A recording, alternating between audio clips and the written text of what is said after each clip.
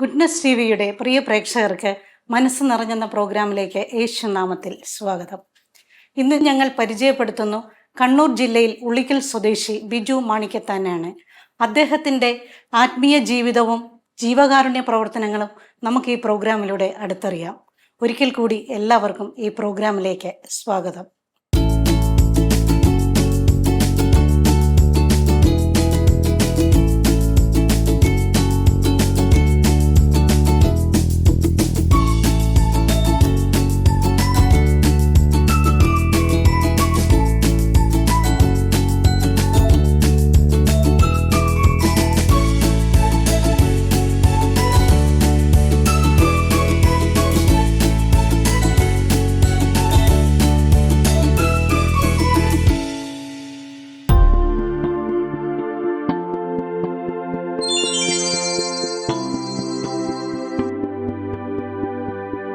Goodness T വിയുടെ മനസ്സ് നിറഞ്ഞെന്ന പ്രോഗ്രാമിലേക്ക് ബിജു ബ്രദറിനും കുടുംബത്തിനും സ്നേഹപൂർവ്വം സ്വാഗതം.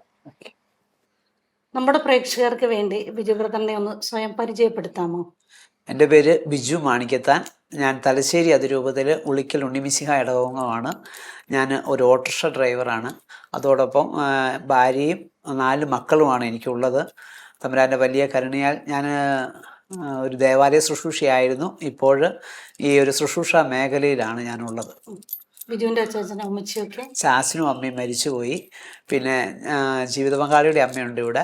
സഹോദരങ്ങള് 2 ചേട്ടന്മാരും ഒരു ചേച്ചിയുമാണുള്ളത്. ഒരു ചേച്ചി മരിച്ചുപോയി. ബ്രദറിന്റെ ബാല്യകാലം ഒന്ന് പറയാമോ? ഞാൻ ഉളിക്കലിൽ തന്നെയാണ് പഠിച്ചത്. വയത്തൂർ UP സ്കൂളിലും ഹൈസ്കൂളിൽ പടിയൂർ കല്യാട് പഞ്ചായത്ത് ഹൈസ്കൂളിലും ഞാൻ പഠിച്ചത്. 10ാം ക്ലാസ് വരെ ഞാൻ പഠിച്ചിട്ടുള്ളൂ. പിന്നീട് ജീവിതത്തിലെ ബുദ്ധിമുട്ടുകൾ കാരണം മുന്നോട്ട് പഠിക്കാനൊക്കെ സാധിച്ചില്ല. പിന്നീട് ഞാനൊരു ബേക്കറിയിൽ ജോലി ചെയ്താണ് എൻ്റെ അനുദിന കാര്യങ്ങളൊക്കെ നടന്നു പോയിക്കൊണ്ടിരുന്നത്. വിശുദ്ധ കുർബാന മുടക്കാതെ കുഞ്ഞുനാൾ മുതലേ അമ്മ എന്നെ ദേവാലയത്തിൽ കൊണ്ടുപോയി. ഇവിടുന്ന് 2 കിലോമീറ്ററിനടുത്ത് ദൂരമുണ്ട് ദേവാലയത്തിലേക്ക്. എങ്കിലും പരമാവധി മുടങ്ങാതെ അമ്മയും ഞങ്ങളെ കൊണ്ടുപോകായിരുന്നു. ചാച്ചൻ ആദ്യം വണ്ടിയിൽ കൊണ്ടുപോകായിരുന്നു, ബസ്സിന് കയറി പോകുമായിരുന്നു. പിന്നീട് നടക്കുന്ന സമയമൊക്കെ ആയിക്കഴിഞ്ഞപ്പോൾ അമ്മ മിക്കവാറും ദേവാലയത്തിൽ വിശുദ്ധ കുർബാന മുടങ്ങാതെ പോകാനൊക്കെ ആയിട്ട് ദൈവം അനുവദിച്ചു. അങ്ങനെയാണ് എൻ്റെ ബാല്യകാലങ്ങൾ കടന്നുപോയത്. ബിജു ബ്രദറിനെ എല്ലാവരും അറിയുന്നത് ജീവകാരുണ്യ പ്രവർത്തന മേഖലയിലെ വളരെ സജീവമായ ഒരാളായിട്ടാണ്. ഈ ജീവകാരുണ്യ പ്രവർത്തനത്തിലേക്ക് കടന്നു വരുവാൻ പ്രചോദനമായത് എന്താണ്? ഒരു ദിവസം വിശുദ്ധ കുർബാന മധ്യേ ഞായറാഴ്ച ഫാദർ ടോമി എടാട്ട് നിങ്ങൾക്ക് പാവപ്പെട്ടവരെക്കുറിച്ച് ചിന്ത വേണമെന്നുള്ള വചന സന്ദേശത്തിൻ്റെ വ്യാഖ്യാനമാണ് ഈ ഒരു മേഖലയിലേക്ക്. ആരാണ് ഈ പാവപ്പെട്ടവരെന്ന് അറിയാനുള്ള ഒരു ആകാംക്ഷ. അങ്ങനെ ഞാൻ എൻ്റെ നാട്ടിൽ തന്നെയുള്ള 1-2 അനാഥ മന്ദിരങ്ങളിലൊക്കെ പോവുകയൊക്കെ ചെയ്തിരുന്നു. അനാഥ മന്ദിരങ്ങൾ അവരുടെ മുടി മുറിക്കാനും ഷേവ് ചെയ്യാനൊക്കെ പോയി. ആ ഇടയ്ക്ക് ഞാൻ നവീൻ ചൗള മദർ തെരേസയെക്കുറിച്ച് എഴുതിയൊരു പുസ്തകം വായിച്ചു. അത് വലിയൊരു ജീവിതത്തിൽ വലിയൊരു മാറ്റത്തിന് കാരണമായി. മദർ തെരേസ എന്താണ് ചെയ്യുന്നതെന്ന് അറിയാൻ വേണ്ടി ഞാൻ കൽക്കട്ട വരെ പോയി. ഒരറിവുമില്ലാതെ ഒരു 18-19 വയസ്സുള്ള പ്രായമുള്ള സമയത്താണ്, ഭാഷ പോലും അറിയാതെ, മദർ തെരേസയുടെ ഈ കാളിഘട്ടിലുള്ള നിർമ്മൽ ഹൃദയ എന്ന ഭവനത്തിൽ പോകാനൊക്കെ എനിക്കിടയായി.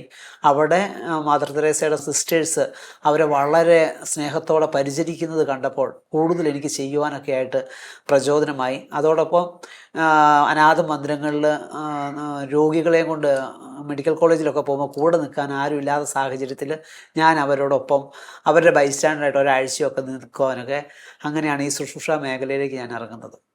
ദേവാലയവുമായി ചേർന്നുള്ള ശുശ്രൂഷകൾ എന്തൊക്കെയാണ്? ഞാൻ ഉളിക്കൽ ഉണ്ണിമിശിഹ പള്ളിയിൽ ഒരു ദേവാലയ ശുശ്രൂഷയായിരുന്നു. 10 വർഷത്തോളം ഞാൻ ദേവാലയ ശുശ്രൂഷയായി സേവനം ചെയ്തു. പിന്നീട് ഞങ്ങളുടെ നാട്ടിൽ ഫാദർ ഷിൻഡോ കൂടപ്പാട്ട് നെല്ലിക്കാമ്പോയിൽ അസിസ്റ്റൻ്റ് വികാരിയായി വന്ന സമയത്ത് അച്ഛൻ പാവപ്പെട്ട ഒരു 10 വീടുകളിലൂടെ കടന്നു പോകുമായിരുന്നു. തീരെ നിവൃത്തിയില്ലാത്ത ആഴ്ചയിൽ അവർക്ക് അത്യാവശ്യ സാധനങ്ങളൊക്കെ.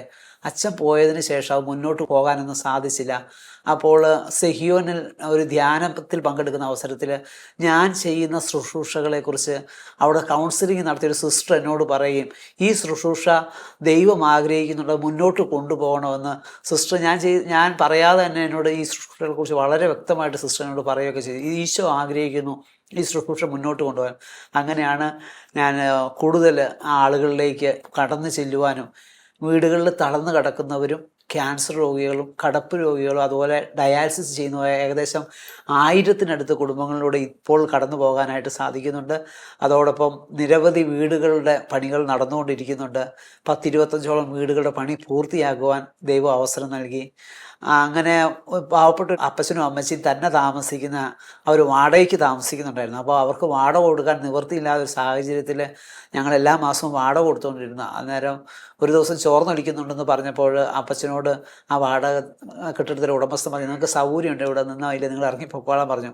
അപ്പോൾ ആ അപ്പച്ചൻ്റെ ഒരു കണ്ണുനീരാണ്, എനിക്ക് സ്വന്തമായിട്ടൊരു ഇടമില്ലാത്തത് കൊണ്ടാണല്ലോ ഇങ്ങനെ ഒരു അവസ്ഥ എനിക്ക് വന്നത് എന്ന് പറഞ്ഞ കണ്ണുനീരോടെ പറഞ്ഞപ്പോൾ അദ്ദേഹത്തിന് ഒരു സ്വന്തമായ ഒരു വീട് പണിയണമെന്ന് ഞാൻ ഒരുപാട് ആഗ്രഹിച്ചു. പക്ഷേ ആ സ്ഥലത്തിനൊക്കെ വലിയ വിലയായതുകൊണ്ട് സാധിച്ചില്ല. പിന്നീട് എനിക്ക് 38 സെൻറ്റ് സ്ഥലമായിരുന്നു ഉണ്ടായിരുന്നത്. ഞാൻ അവിടെ തന്നെ ഒരു 2 കൊച്ചു വീടുകൾ പണിയാനായിട്ട് ജീവിത പങ്കാളിയൊക്കെ ആയിട്ട് പറഞ്ഞു. അവൾ പറഞ്ഞു, പ്രാർത്ഥിക്കും, ദൈവഹിതം പോലെ നടക്കട്ടെ എന്ന് പറഞ്ഞു.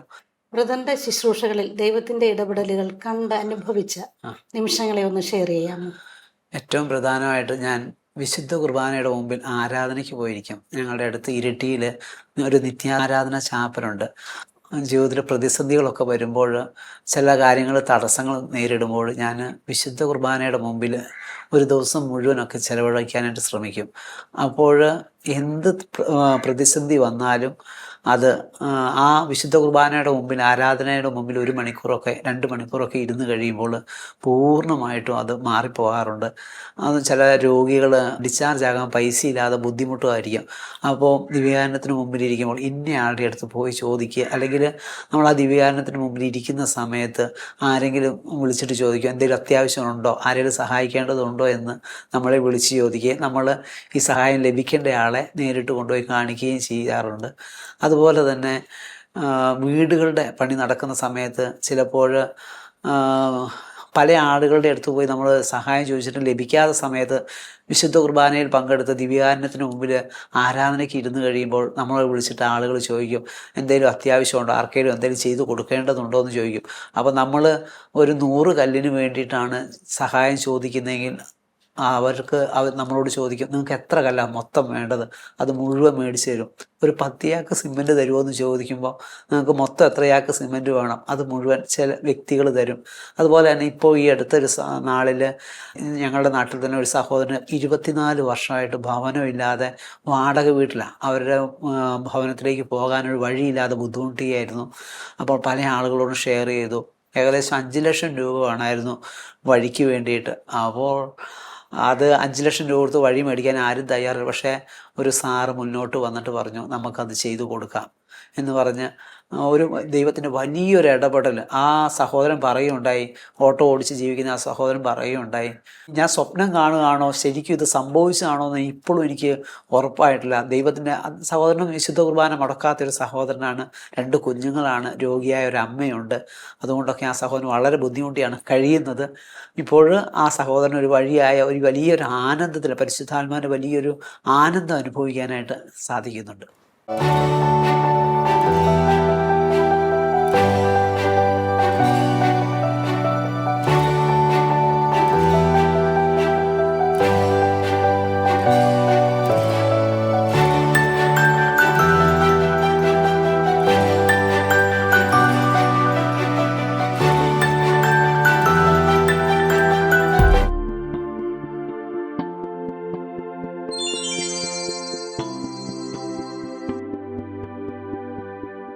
ഞാൻ ഫാദർ തോമസ് കിടാരത്തിൽ, തലശ്ശേരി അതിരൂപതയിലെ പുളിക്കൽ പുണ്യമീശിക പള്ളിയിലെ വികാരിയച്ഛനാണ്.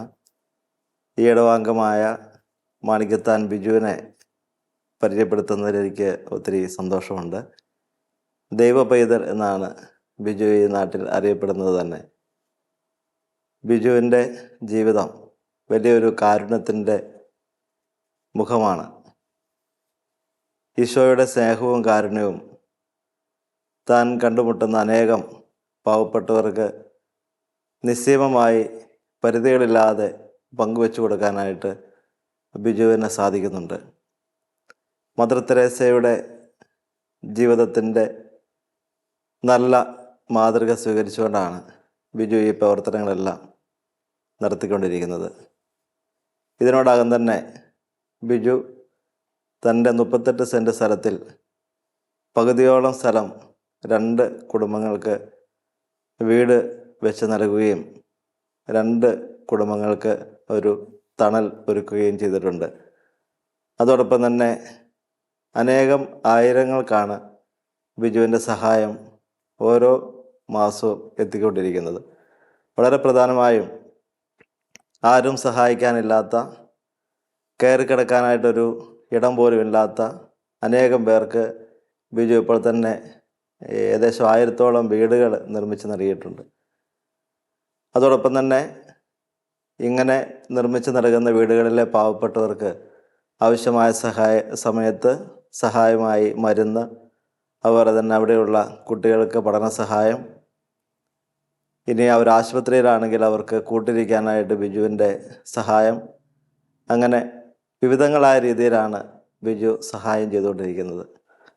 ബിജു ഈ പ്രവർത്തനങ്ങളെല്ലാം നടത്തുന്നതിന് പിറകിലുള്ള ബിജുവിൻ്റെ പ്രചോദനം എല്ലാ ദിവസവും മുടങ്ങാതെ വിശുദ്ധ കുർബാനയിൽ പങ്കെടുത്ത് ദിവികാരുണ്യം സ്വീകരിച്ചിട്ടാണ് ബിജു എല്ലാ പ്രവർത്തനങ്ങൾക്കും ഇറങ്ങിപ്പുറപ്പെടുന്നത്. ബിജുവിൻ്റെ ഈ നിസ്വാർത്ഥമായ സേവനം കണ്ട് അനേകം പേരാണ് ബിജുവിനെ സഹായിക്കാനായിട്ട് മുന്നോട്ട് വരുന്നത്. ഭവന നിർമ്മാണത്തിനായും ചികിത്സാ സഹായത്തിനായും മറ്റ് ജീവകാരുണ്യ പ്രവർത്തനങ്ങൾക്കൊക്കെ ബിജുവിന് പരിധികളില്ലാതെ, ഒരു ഉപാധികളുമില്ലാതെ സഹായം ചെയ്യുന്നത് ജാതി മതഭേദമന്യുള്ള നാട്ടുകാരാണ്. തങ്ങളുടെ വീട്ടിലൊരു ആഘോഷം നടക്കുമ്പോൾ ആദ്യം ബിജുവിൻ്റെ മക്കൾക്ക്, അത് ചിലപ്പോൾ ആശുപത്രിയിലായിരിക്കാം, അല്ലെങ്കിൽ അനേകം വീടുകളിലായിരിക്കാം, അവർക്ക് ഒരു നേരം ഭക്ഷണം കൊടുത്തിട്ടാണ് മിക്കവാറും ഇവിടെ വിവാഹങ്ങളും അതുപോലെയുള്ള ആഘോഷങ്ങളുമൊക്കെ നടക്കാറുള്ളത്.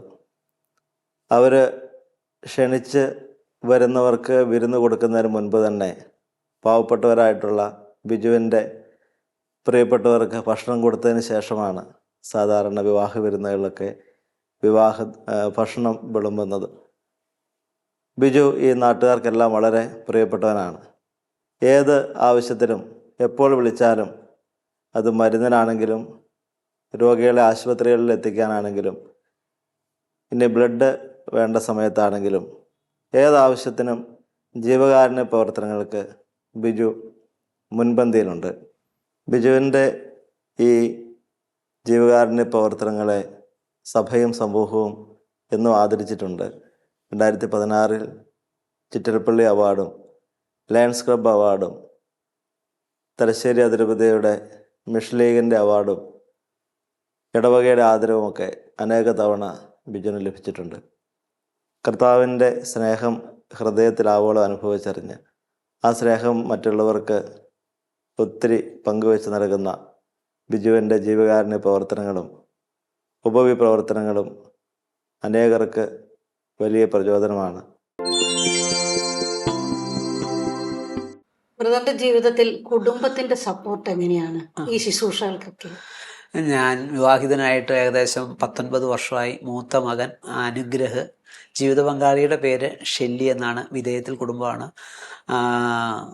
രണ്ടാമത്തെ മകൻ അർപ്പിത്, അവൻ 10ാം ക്ലാസ്സിൽ പഠിക്കുന്നു. മൂന്നാമത്തെ മകൾ ഗ്രേസ്, മോള് 7ാം ക്ലാസ്സിൽ പഠിക്കുന്നു. 4ാമത്തെ കുഞ്ഞ് ആഗ്നസ്, അവൾ മദർ തെരേസയുടെ ആ ഒരു ഓർമ്മയിലാണ് അവൾക്ക് ആഗ്നസ് എന്ന് പേര് നൽകാനൊരു ദൈവത്തിൻ്റെ വലിയൊരു കരുണയാണ് ഞങ്ങളുടെ മേൽ ചൊരിഞ്ഞ അനുഗ്രഹത്തിൻ്റെ ഒരു ഫലമാണ്. അപ്പോൾ 4 കുഞ്ഞുങ്ങളാണുള്ളത്. പലപ്പോഴും കുടുംബകാര്യങ്ങളിൽ ചില കുറവുകളൊക്കെ വരുമ്പോഴും ഭാര്യ നല്ല സപ്പോർട്ട് ചെയ്യുന്നത് കൊണ്ടാണ് ഈ ഒരു ശുശ്രൂഷ മേഖലയിൽ കഴിഞ്ഞ 25 വർഷമായിട്ട് ദൈവം കൊണ്ടു നടക്കുന്നത്. അപ്പോൾ പല വീടുകളിലും ഞാൻ ഇവളെയും കൂട്ടിക്കൊണ്ട് പോകും, ഇവളെയും കുഞ്ഞുങ്ങളെയൊക്കെ കൂട്ടിക്കൊണ്ട് പോകും. നമ്മളെക്കാൾ വിഷമിച്ച് കഴിയുന്ന കുഞ്ഞുങ്ങളും കുടുംബങ്ങളും ഒക്കെ കാണുമ്പോൾ, അപ്പോൾ ഈ ഒരു ശുശ്രൂഷയ്ക്ക് അവളുടെ പ്രാർത്ഥനയും സപ്പോർട്ടും, അതുപോലെ തന്നെ വാഹനം ഓടിച്ചൊക്കെ ദൂരയാത്രയൊക്കെ ചെയ്യുമ്പോൾ ഞാൻ തടസ്സങ്ങളൊക്കെ വരുമ്പോൾ ജീവിത പങ്കാളിയെ വിളിച്ച് പറയും ഇങ്ങനെ ഒരു ബുദ്ധിമുട്ടുണ്ട്. അപ്പോൾ അവൾ ജപമാല ചൊല്ലി വലിയൊരു സപ്പോർട്ടാണ്. പിന്നീട് ഒരു തടസ്സവും കൂടാതെയൊക്കെ 2-3 മണിക്കൂർ യാത്ര ചെയ്യുമ്പോൾ അവളുടെ ഒരു പ്രാർത്ഥനാ സപ്പോർട്ടൊക്കെ ഉള്ളതുകൊണ്ടാണ് എനിക്ക് സാധിക്കുന്നത്. അതുപോലെ തന്നെ വിശുദ്ധ കുർബാനയുടെ ഒരു ശക്തി, ഞാൻ ഒരിക്കൽ പോലും ദൂരയാത്രകളിൽ പോലും വിശുദ്ധ കുർബാന മുടങ്ങാതെ അതൊരു ക്രമീകരിച്ച് പോകാനും ദൈവം എനിക്ക് വലിയ കൃപ നൽകും. ബ്രദറിന് സ്വന്തമായിട്ട് 32 സെന്റ് സ്ഥലമുണ്ടായിരുന്നു. ആ. ഈ സ്ഥലത്ത് വീടുകളൊക്കെ ഒരുക്കി ആ. മറ്റുള്ളവരെ പാർപ്പിക്കുന്നുണ്ട്. ഇതൊക്കെ എങ്ങനെയാണ് ചെയ്യുന്നതെന്ന് പറയാമോ? അത് ഒരുപാട് ആളുകളുടെ അടുത്ത് ഭവനരഹിതരുടെ അടുത്തുകളിൽ പോകുന്നുണ്ടല്ലോ. അപ്പോൾ ഭവനരഹിതരായ ഒരു സങ്കടം നമ്മൾക്ക് കാണുമ്പോൾ അവർക്ക് വീടില്ലാത്തതിൻ്റെ ഒരു ബുദ്ധിമുട്ട് നമ്മൾ മനസ്സിലാക്കും. ഞാൻ എൻ്റെ വീട് പണി ആരംഭിച്ച് 2-3 വർഷം പണിയൊന്നും പൂർത്തിയാക്കാൻ സാധിക്കാതെ ഒരു ഷെഡിലൊക്കെ കഴിഞ്ഞപ്പോൾ വീടിൻ്റെ ആ ഇല്ലായ്മയുടെ ഒരു ദാരിദ്ര്യത്തിൻ്റെയൊക്കെ ശരിക്കും അനുഭവിക്കുകയുണ്ടായി. അപ്പോൾ ഒരു വീടില്ലാത്തതിൻ്റെ ഒരു ദുഃഖം അനുഭവിച്ചതുകൊണ്ട് തന്നെ അങ്ങനെയുള്ളവർ പറയുമ്പോൾ ശരിക്കും നമ്മൾ അനുഭവിച്ച ഒരു കാര്യം പറയുമ്പോൾ അത് നമ്മളെ ശരിക്കും സ്പർശിക്കും. അങ്ങനെ ആ ഒരു അപ്പച്ചൻ്റെ ഒരു സങ്കടമാണ് ഈ 2 വീടുകൾ പണിയാനൊരു കാരണമായി തീർന്നത്.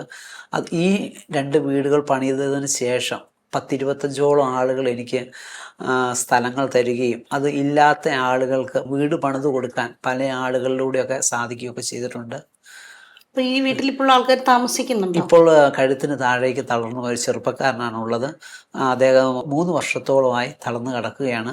ഒരു വീഴ്ചയിൽ കഴുത്തിന് താഴേക്ക് തളർന്നു പോയി. ആ സഹോദരന് ഞങ്ങളുടെ അടുത്ത് തന്നെ ഒരു 10 സെൻറ്റ് സ്ഥലം ലഭിച്ചിട്ടുണ്ട്. അതിൻ്റെ വീടിൻ്റെ പണി തുടങ്ങാനായിട്ട് ശ്രമിച്ചുകൊണ്ടിരിക്കുകയാണ്. ബ്രദറിന് പുറത്തു നിന്നുള്ള സപ്പോർട്ടുകളൊക്കെ എങ്ങനെയാണ് ലഭിക്കുന്നത്? ഈ നാളുകളിൽ പ്രധാനമായിട്ടും CST ഫാദേഴ്സ് പഠിക്കാൻ നിവൃത്തിയില്ലാത്ത അനേകം കുഞ്ഞുങ്ങളെ പഠിപ്പിക്കാൻ കണ്ണൂർ, കാസർഗോഡ് ജില്ലകളിൽ വരെ വയനാട്ടിലൊക്കെ ഞങ്ങൾക്ക് പോകാനായിട്ട് സാധിച്ചു. അതിനൊരു വലിയ സപ്പോർട്ട് അവർ നൽകിയ ഒരു വാഹനമാണ് സമരിറ്റൻ ട്രസ്റ്റിൻ്റെ CST ഫാദേഴ്സ് കോഴിക്കോട് പ്രൊവിൻസിൽ നിന്നാണ് ആ വാഹനം എനിക്ക് നൽകിയത്. ആ വാഹനം ഉപയോഗിച്ച് വിലങ്ങാടൊക്കെ ദുരിതമുണ്ടായ സമയത്ത് സാധനങ്ങളൊക്കെ എത്തിക്കുന്നതിനും അതുപോലെ തന്നെ കടപ്പ് രോഗികളെ മെഡിക്കൽ കോളേജിലൊക്കെ കൊണ്ടുപോകുന്നതിനും കടപ്പ് രോഗികൾക്ക് ആവശ്യമായ wheel chair, walker, bed, oxygen concentrator ഇതൊക്കെ ലഭിക്കുന്നത് CST ഫാദേഴ്സിൻ്റെ നേതൃത്വത്തിൽ സമരിറ്റൻ ട്രസ്റ്റ് എന്ന ശ്രീകണ്ഠാപുരം ചെങ്ങളായിലുള്ള അവിടെ നിന്നാണ് കൂടുതലായിട്ട് ലഭിക്കുന്നത്. ഫാദർ ബിനു പയ്യമ്പള്ളി ഡയറക്ടറായിരുന്ന സമയത്ത് ഈ കാര്യത്തിൽ വളരെ നേതൃത്വം കൊടുക്കുകയും അച്ഛൻ തന്നെ അനേകം കടപ്പ് രോഗികളും ക്യാൻസർ രോഗികളുമായ ഭവനങ്ങൾ സന്ദർശിക്കുകയും ഡയാലിസിസ് ചെയ്യുന്ന രോഗികൾക്ക് അത്യാവശ്യം വേണ്ട മരുന്ന് കാര്യങ്ങളും അതോടൊപ്പം ഡയാലിസിസിന് ചെയ്യുന്നതിന് വേണ്ടി 10 രോഗികൾക്ക് എല്ലാ മാസവും ഒരു നിശ്ചിത തുക അവർക്ക് കൊടുക്കുകയൊക്കെ ചെയ്തു. അതുപോലെ തന്നെ സഹായിക്കാൻ താല്പര്യമുള്ള ആളുകളെ ഞാൻ നേരിട്ട് ഈ ഭവനങ്ങളിൽ കൊണ്ടുപോയി കാണിച്ച് കൊടുത്ത് അവർ തന്നെ നേരിട്ടാണ് എല്ലാ സഹായങ്ങളും ചെയ്യുന്നത്. അതുപോലെ ഡോക്ടർമാരും എഞ്ചിനീയർമാരും അതുപോലെ തന്നെ എല്ലാ തൊഴിലാളികളായിട്ട് ഓട്ടോ ഓടിക്കുന്ന തൊഴിലാളികൾ പോലും ഈ ഒരു ശുശ്രൂഷയ്ക്ക് പങ്കുവെച്ച് നൽകുന്നതുകൊണ്ടാണ് തമ്പുരാൻ ഈ ഒരു ശുശ്രൂഷ മേഖലയെ വളർത്തുന്നത്. നമസ്കാരം, എൻ്റെ പേര് ഷിൻഡോ മൂക്കനോലി. ഉളിക്കൽ ഉണ്ണിമിശിഹ ദേവാലയത്തിലെ ട്രസ്റ്റിയാണ്. അതുപോലെ തന്നെ ശ്രീ ബിജു മാണിക്കത്താൻ്റെ അടുത്ത സുഹൃത്തുക്കളിൽ ഒരാളാണ്. ക്രിസ്ത്യാനി എന്ന പദത്തിൻ്റെ അർത്ഥം ജീവിതത്തിൽ അന്വർത്ഥമാക്കുന്ന ഒരു വ്യക്തിയാണ് ശ്രീ ബിജു മാണിക്കത്താൻ. ഏകദേശം 2.5 പതിറ്റാണ്ട് കാലഘട്ടമായി ഈ പ്രദേശത്തെ ജീവകാരുണ്യ പ്രവർത്തനങ്ങളിൽ വളരെ സജീവമായ ഒരു സാന്നിധ്യമാണ് ശ്രീ ബിജു മാണിക്കത്താൻ. കുറേ അവസരങ്ങളിലൊക്കെ അദ്ദേഹത്തിൻ്റെ ശുശ്രൂഷകൾ അടുത്ത് അറിയുവാനായി സാധിച്ചിട്ടുണ്ട്. അതിൽ നിന്ന് എനിക്ക് മനസ്സിലായ ഏറ്റവും വലിയൊരു കാര്യമെന്ന് പറഞ്ഞാൽ ഏറ്റവും അർഹതപ്പെട്ട ആളുകളിലേക്കാണ് ശ്രീ ബിജു മാണിക്കത്താൻ്റെ സഹായമെത്തുന്നത്. ഏകദേശം 300ഓളം കിടപ്പ് രോഗികളുടെ വീടുകളിൽ സ്ഥിരമായി അദ്ദേഹം ശുശ്രൂഷകൾ ചെയ്യുകയും അവർക്ക് വേണ്ട ആഹാര സാധനങ്ങളൊക്കെ എത്തിച്ചു കൊടുക്കുകയും ചെയ്യുന്നു. നിരവധിയായിട്ടുള്ള ആളുകൾക്ക് ഭവനം നിർമ്മിച്ചു നൽകുന്നു. ഇപ്പോൾ അദ്ദേഹം പുതുതായിട്ട് 2 വീടുകളുടെ പ്രവർത്തനങ്ങൾ കൂടി ആരംഭിച്ച് വെച്ചിരിക്കുകയാണ്. അപ്പോൾ എന്താണോ ക്രിസ്ത്യാനി എന്ന പദത്തിൻ്റെ അർത്ഥം, എന്താണോ ക്രിസ്തു വിഭാവനം ചെയ്തത്, അത് ഏറ്റവും മനോഹരമായ രീതിയിൽ ജീവിച്ചു തീർക്കുന്ന വ്യക്തിയാണ് ശ്രീ ബിജു മാണിക്കത്താൻ. ഞങ്ങൾക്കെല്ലാം അഭിമാനമാണ്. ഈ നാട്ടിലെ ഏറ്റവും പാവപ്പെട്ട ആളുകളെയും അശരണരെയും ചേർത്ത് പിടിച്ച് മാതൃകാപരമായ ജീവിതം നയിക്കുന്ന വ്യക്തിയാണ് ശ്രീ ബിജു മാണിക്കത്താൻ.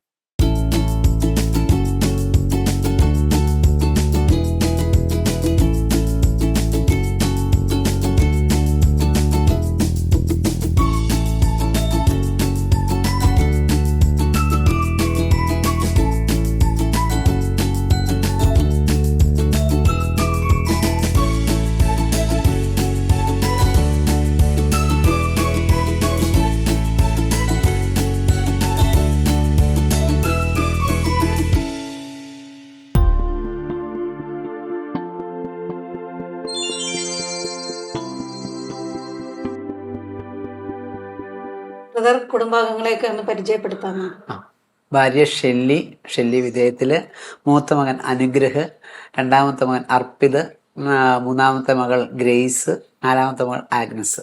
4 മക്കളാണ്. മൂത്ത 2 ആൺകുട്ടികളും ഇളയ 2 പെൺകുട്ടികളുമാണ്. ഷെല്ലി, കുടുംബ ജീവിതത്തിലുണ്ടായ ഒരു ദൈവാനുഭവം പങ്കുവെക്കാമോ? ജീവിത പങ്കാളി കോളയാട് ഒരു ശുശ്രൂഷയ്ക്ക് പോകുന്നുണ്ടായിരുന്നു. ആ സമയത്ത് ഒരു ശുശ്രൂഷയും കഴിഞ്ഞ് വരുന്ന സമയത്ത് ഒരു ലോറിയായിട്ട് ഓട്ടോ ഇടിച്ചു. പക്ഷെ ജീവിത പങ്കാളിക്ക് ഒരു പരിക്കും പറ്റാതെ ദൈവം പൂർണ്ണമായി സംരക്ഷിച്ചു.